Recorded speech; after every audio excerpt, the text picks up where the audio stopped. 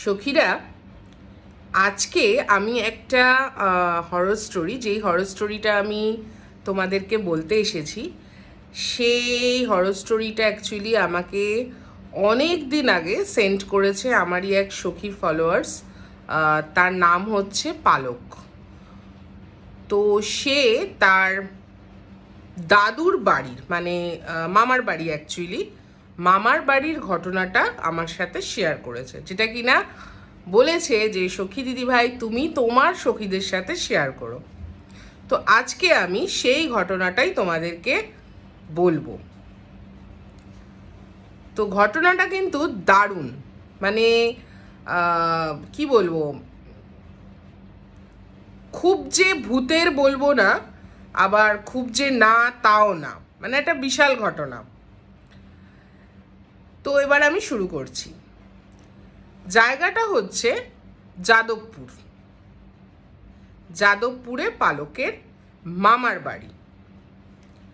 তো মামার বাড়ি, পালকের মা দুই বোন, ঠিক আছে? পালকের মা হচ্ছে দুই বোন তারা। আর পালকের মামার বাড়ি পালক বলে না, ছোটোর থেকেই দাদুর বাড়িই বলে। তো আমাকে মামার বাড়িও লিখেছে, আবার বলেছে দাদুর বাড়ি। তো দাদুর যে বাড়িটা, সেটা প্রায় 350 বছরের পুরনো। 350 বছর, মানে বুঝতে পারছো মানে কত বছরের পুরনো তাহলে? 350 বছর, সব মানে একদম ভৌতিক বাড়ি একটা, যাদবপুরের। তো পালকের যে বর দাদু, মানে পালকের দাদুর বাবা, বর দাদু, তো বর দাদু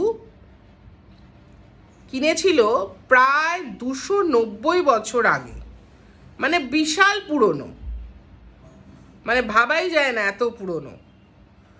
তো 290 বছর আগে পালকের বরদাদু ওই বাড়িটা কিনেছিল, যার দেওয়াল, এক একটা দেওয়ালের ইঞ্চি ছিল 20 ইঞ্চি করে। পুরনো কলকাতার বাড়ির কথা বলছি, যেমন ধরো আমার মায়ের বাড়ি পুরনো কলকাতার, উত্তর কলকাতার, পুরনো কলকাতার, আমি তোমাদেরকে আমার মায়ের বাড়ি শেয়ার করেছি, ওই রকম সেম 20 ইঞ্চি করে এক একটা দেওয়াল। তো মানে একদম পুরনো, যেরকম জমিদারি বাড়ি হয়। তো 290 বছর আগে পালকের দাদু, বর দাদু ওই বাড়িটা কেনে। তারপর তিনি গত হয়, তারপর পালকের দাদুর আন্ডারে আসে। তো পালকের দাদুর দুই মেয়ে ছেলে ছিল। তো এইবার কথা হচ্ছে যে পালকের মা যখন খুব ছোট্ট ছিল, মানে ছোট মানে তখন স্কুলে পড়ে, তখনকার সেই ঘটনাটা ঘটেছিল। এবং পালকের মা পালককে বড় হয়ে বলে যে আমার বাড়িতে, তুই যে এখন মামার বাড়ি যাস, আমার যে বাড়ি দাদুর বাড়ি, কি হয়েছিল। তো পালক তার মাঠ থেকে শোনে।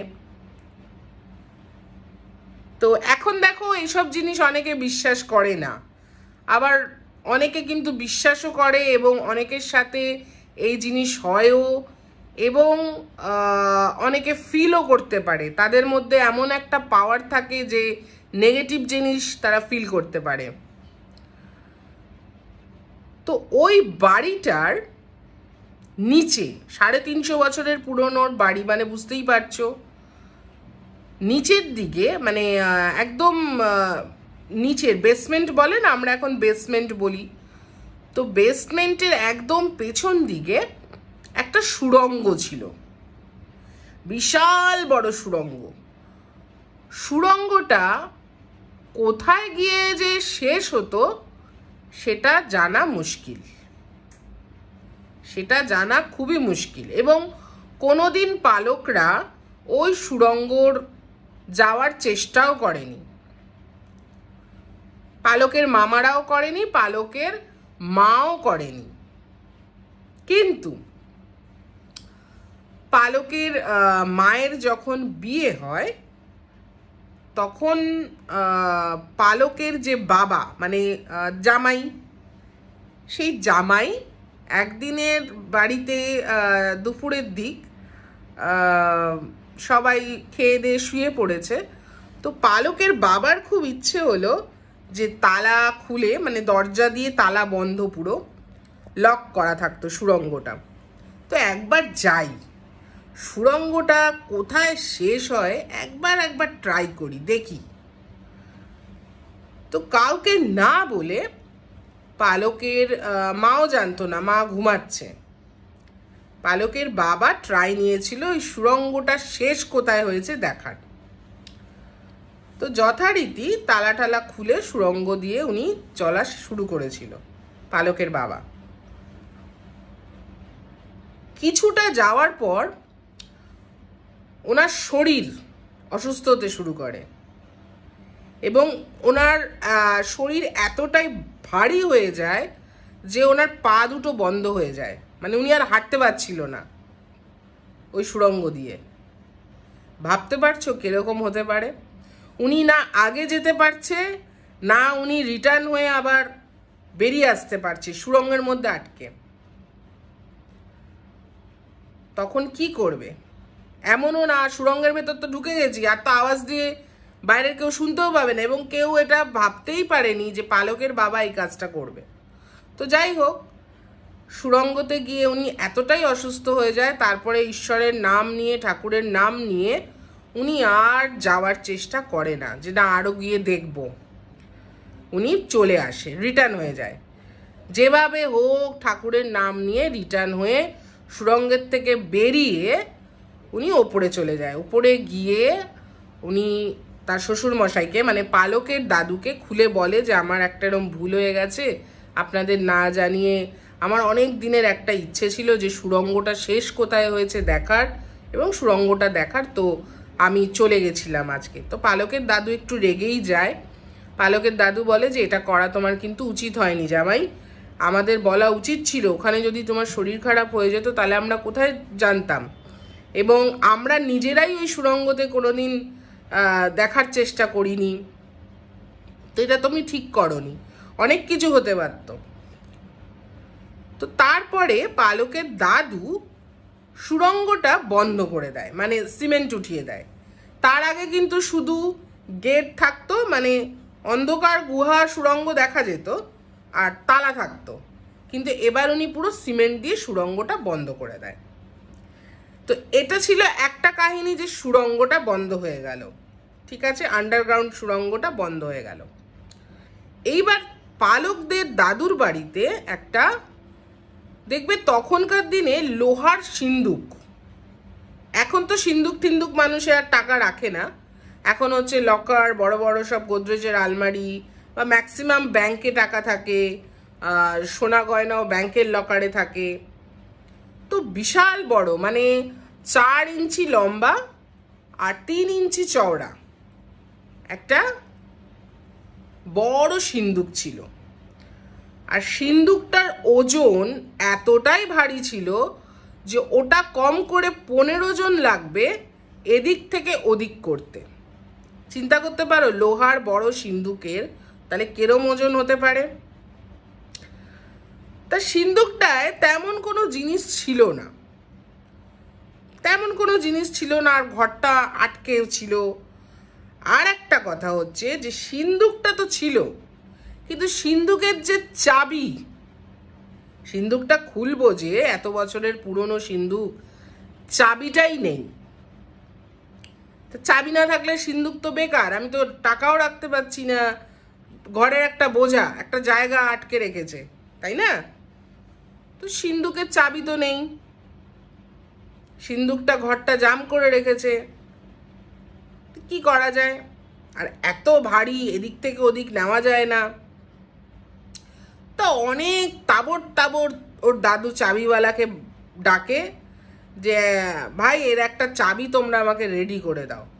কিন্তু ওই সিন্দুকের চাবি কেউ বানাতে পারে না, তারা একদম শেষ, মানে বানাতেই বলছে দাদা ভাই চাবি তো হচ্ছে না, সিন্দুক খুলছে না। তখন পালকের দাদু ঠিক করে যে আর খুলে লাভ নেই, এই সিন্দুকটাকে ছাতে উঠিয়ে দিই, ছাতের এক কোণে রেখে দিই। নিজের বাড়ি, এত বছরের 350 বছরের পুরনো বাড়ি, বিশাল ছাদ, ছাদে উঠিয়ে দিই, এক কোণায় থাকবে। তো কম করে 20 জন লোক তারা ভাড়া করে শুধু দোতলা থেকে, মানে 3 তলা থেকে 4 তলার ছাদে তুলতে, বড় বাড়ি। তা 20 জন মিলে অনেক কষ্টে শিষ্টে সেটাকে বেঁধে বুঁধে ছাদের এক কোণে তোলা হয়। ঠিক আছে, তখন কিন্তু কি বলেছিলাম যে পালকের মা ছোট, আর পালকের মায়ের বিয়ের পর ওটা সুরঙ্গের ঘটনা হয়েছিল, কিন্তু এই ঘটনাটা, সিন্দুকের ঘটনাটা কিন্তু পালকের মা তখন ছোট, স্কুলে পড়ে। তো সিন্দুকটা উঠিয়ে দেওয়া হয় তোমার ওপরে। 2-3 দিন পর, সিন্দুকটা ওঠানোর 2-3 দিন পর, ঠিক আছে, 2-3 দিন পর পালকরা রাতে ঘুমাচ্ছে, মানে পালকের মায়েরা, মা, 2 বোন, বাবা মা মিলে যেমন আমরা রাতে ঘুমাই, খাওয়া দাওয়া সেরে ঘুমিয়ে পড়েছে।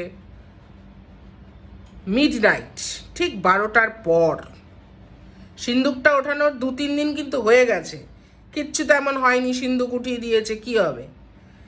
কিন্তু 12টার পর, ঠিক 3 রাত্রি যাওয়ার পর, হঠাৎ করেই ওরা তো 3 তলায় আর 4 তলায় ছাদ, 4 তলায় আওয়াজটা কিসের? কোনো ভারী জিনিস ঘষে ঘষে নিয়ে আসার যে আওয়াজ হয়, সেই আওয়াজ। তার রাতটা এতটাই, পালকের দাদুর একটু ভয় লাগে যে কি হলো, চোর উঠলো বাড়িতে, কি ঘষছে ওপরে। ভারী জিনিস কেউ টানছে, ভারী জিনিস টেনে এদিক থেকে ওদিক করছে। তা রাতটা ওরা এভাবেই সেদিনকে কাটালো। পরের দিন সকালবেলা উঠে পালকের মা বাবা দৌড়ে গেছে ছাদে, কি হয়েছিল। দেখলো ছাদ তো ঠিকই আছে, কিন্তু কিছু ঘষে যাওয়ার যে একটা দাগ ছাদে, সেটা রয়েছে। আরেকটা কি হয়েছে, সিন্দুকটা ছিল এক কোণে, সেই কোণ থেকে আরেক কোণে হয়ে গেছে, জায়গা বদল হয়ে গেছে। কি করে সম্ভব? একটা সিন্দুক টানতে 20 জন লাগে, তা একটা রাতে একজন কি করে টানবে? প্রথম রাত এরম গেল। আবার তারপরের দিনকে সেম 12টার পর একই ঘটনা হয়, যে ছাদে ওরমভাবেই সিন্দুকটাকে টানছে। কিন্তু এতটাই রাত যে পালকের দাদুর ক্ষমতা ছিল না যে সেটা উঠে গিয়ে দেখার যেটা কে করছে। যতই বুকের পাটায় দম থাকুক, নেগেটিভ এনার্জির কাছে সবাই হার মানে। এটা মানো কি না? মানতে হবে ভাই। তা ওনার সেই জোর ছিল না যে আমরা দৌড়ে যাই। তো এরম করে প্রায় 15 দিন কেটে যায়, যে এই ঘষে নিয়ে যাচ্ছে, আবার নিয়ে আসছে, ছাতে দৌড়চ্ছে, আওয়াজ হচ্ছে। কিন্তু এতদিন কিন্তু এরম জিনিস ছিল না। যখন সিন্দুকটা নিচের থেকে ওপরে উঠেছে ছাদে, তখনই এই ঘটনাগুলো পালকের দাদুর বাড়িতে শুরু হয়। তারপর পালকের দাদু ঠিক করে যে না, আর হবে না, এরম আর থাকা যাচ্ছে না। এবং একজন তান্ত্রিক টাইপ বা গুণী, যারা গোনায়, এরকম আরেকটা জিনিসও হয়েছিল, বলতে ভুলে গেছি। আরেকটা জিনিস লাস্ট যেটা হয়েছে, তারপর পালকের দাদু ডিসিশন নেয় যে আর এই সিন্দুকটা রাখবো না। সেটা হয়েছিল শনিবার রাতে পালকদের ছাদে। ওই সিন্দুকের আওয়াজ তো ছেড়ে দাও, এবার নুপুর পরে নাচতো, নুপুর পরে নাচতো। সিন্দুক তো টানতো ছেড়েই দাও, নুপুর পরে নাচার আওয়াজ, যেটা কিনা পালকের মা লাস্টে শুনে পালকের বাবাকে জড়িয়ে ধরেছিল, বাবা আমার খুব ভয় লাগছে, আমাদের ছাদে কে নাচছে। তো তারপর দেখলো যে না, এটা তো এবার বাড়াবাড়ি পর্যায়ে হয়ে গেছে, নুপুর পরে নাচা, কারণ এতদিন তো এরকম হতো না। তারপরে এরকম গুণী ব্যক্তিকে ডাকা হয়, ডেকে বলে, দাদাবাবু ওই সিন্দুকটা বাড়িতে আর রাখবেন না, আপনি বিক্রি করে দিন বা কাউকে দিয়ে দিন। তখন পালকের বাবা ঠিক করে যে, এই পালকের দাদু ঠিক করে যে ঠিক আছে, আমি সিন্দুক আর রাখা যাবে না, আমি বিক্রি করে দেবো। তারপরে মনে হয় পালকের দাদু ওই সিন্দুকটা বিক্রি করে দেয়, এবং বিক্রি করার পর, বিক্রি যখন করে দেয়, তারপর থেকে ওই ছাদে না কেউ নাচতো, নাই বা কোনো ঘষার আওয়াজ, কারণ বিক্রি হয়ে গেছে, সিন্দুক আর নেই। এইবার আমি বলছি যে অ্যাকচুয়ালি ওরম কেন হতো, কেন এরকম হয়েছিল। কারণ হচ্ছে, পালকের যে বড়দাদু ছিল, পালকের দাদু তার বাবা বড়দাদু, যে কিনা 290 বছর আগে বাড়িটা কিনেছিল, সেই বাড়িটা ছিল বাইজি বাড়ি, মানে বাড়িটা নাচ হতো, বাইজি বাড়ি। আর ওই সিন্দুকটাও তাদেরই ছিল। পুরনো কলকাতার দেখবে এমন অনেক জমিদারি বাড়ি আছে যেগুলো কিনা বাইজি বাড়ি, এবং এমন অনেক গুপ্ত কাহিনী আছে যেটা কিনা শুনলে তোমরা কেঁপে উঠবে। বাইজিদের সাথে, বাইজিদেরকে মেরে পুঁতে দেওয়া, অনেক কিছু হয়েছে তাদের সাথে। তো ওই বাড়িটা ছিল বাইজি বাড়ি। কখনো কিন্তু উনি নাচের আওয়াজ কোনোদিন পায়নি। যখন সিন্দুক ঘর থেকে উপরে ছাদে চলে গেল, তখন থেকে এই তাণ্ডবটা শুরু হয়। আর সিন্দুকটাও ওই বাইজিদেরই ছিল। আর ওই যে সুড়ঙ্গ, গুপ্ত পথ যেটা বন্ধ করে দেয় দাদু, ওই সুড়ঙ্গটা শেষ হতো আদি গঙ্গায়। এত বড় সুড়ঙ্গ, ভাবতে পারছো? যেখান থেকে কিনা গুপ্ত পথে যাতায়াত হতো, বাইজিদের যে বাবুরা আসা যাওয়া করে, এবং রাতে অনেক বাইজি বেরোয়, ওই গুপ্ত পথ ওই বাইজিদের রাস্তা ছিল। আদি গঙ্গায় নৌকো থাকতো, ওরা যাতায়াত করতো, যেটা কিনা ওর দাদু বন্ধ করে দেয়। তাহলে চিন্তা করতে পারো সখী, বাইজিদের নাচের আওয়াজ, সিন্দুকের ঘটনা। তা আমার বন্ধু, আমার ফলোয়ার সখী পালক এটা আমার সাথে শেয়ার করেছে, ওর মায়ের এই ঘটনাটা তোমাদের সাথে শেয়ার করলাম। ভালো লাগলে তোমরাও শেয়ার করে দিও। আজকে একটা ছোট্ট, একটা অদ্ভুত ঘটনা, হরর স্টোরি তোমাদের সাথে শেয়ার করলাম। এবং বাইজি বাড়ির সত্যি বলছি সখীরা, অনেক কাহিনী থাকে, এমন অনেক কাহিনী আমি জানি, কারণ আমি নিজে উত্তর কলকাতার মেয়ে। আমাদের পুরনো দিনের বাড়ি, এমন ওখানে অনেক বাইজি বাড়ি আছে যে কিনা তাদের গুপ্ত রহস্য তোমরা শুনলে তোমাদের হাড় হিম হয়ে যাবে। আবার এমন একটা কাহিনী নিয়ে আসবো খুব শিগগিরই। তো ভালো যদি লাগে প্লিজ শেয়ার করে দিও, ঠিক আছে সখীরা? আর কমেন্টসে বলো কেমন লাগলো আজকের হরর স্টোরি। আসলাম, খুব ভালো থেকো।